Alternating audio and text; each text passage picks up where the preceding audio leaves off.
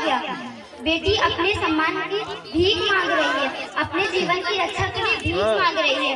बेटियां तो हर घरों की शान होती हैं, उसकी रोशनी होती हैं। बेटियां तो घरों को जोड़ती हैं। तो फिर ये क्या हो गया? तो आइए हम बेटियों के सम्मान पर एक नाटक प्रस्तुत करने जा रहे हैं, जिसका शीर्षक है बेटी बचाओ बेटी पढ़ाओ। लक्ष्मी से घर घर में पूजा जाता है। फिर क्या हो गया कि आज वह तो आइए बेटियों के सब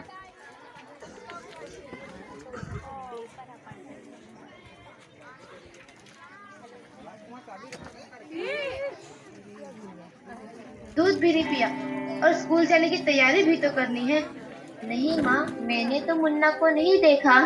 मैं तो सुबह से बर्तन ही धो रही हूँ। माँ, मुझे भी स्कूल जाना है। मुझे पढ़ना लिखना बहुत अच्छा लगता है। मेरा भी दाखिला स्कूल में करा दो ना माँ। ए छोरी, बड़ी है स्कूल जाने वाली, घर के काम काज अच्छे से सीख ले। आगे चलकर यही तेरे काम आने वाले।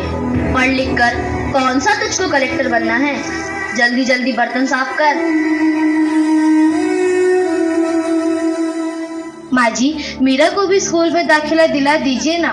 उसे भी पढ़ना लिखना जरूरी है। तू चुप कर। पढ़ना लिखना ये तो केवल लड़कों का काम है। उन्हें आगे चलकर घर गृहस्थी की जिम्मेदारी जो संभालनी होती है।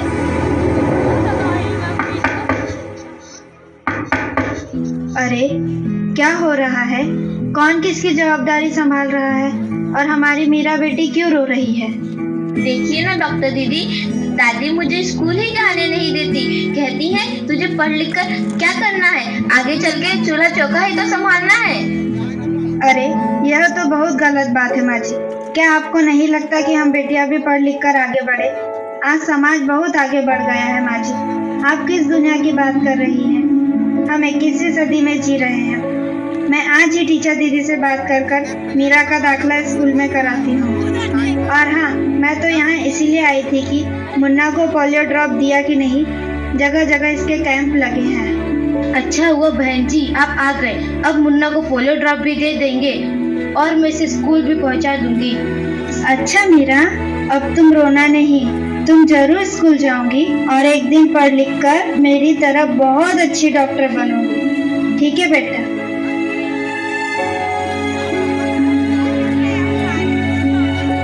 बहू, जरा एक गिलास पानी तो लाना। अभी लाई बाबूजी।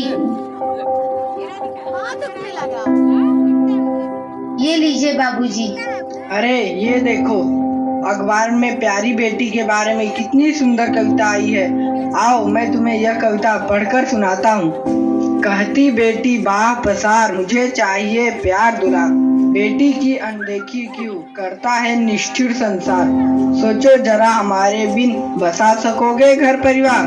गर्भ से लेकर यौवन तक मुझ पर लटक रही तलवार। मेरी व्यथा वेदना का अब हो स्थायी उपचार। जब माँ ही जग में न होगी तो तुम जन्म किससे पाओगे।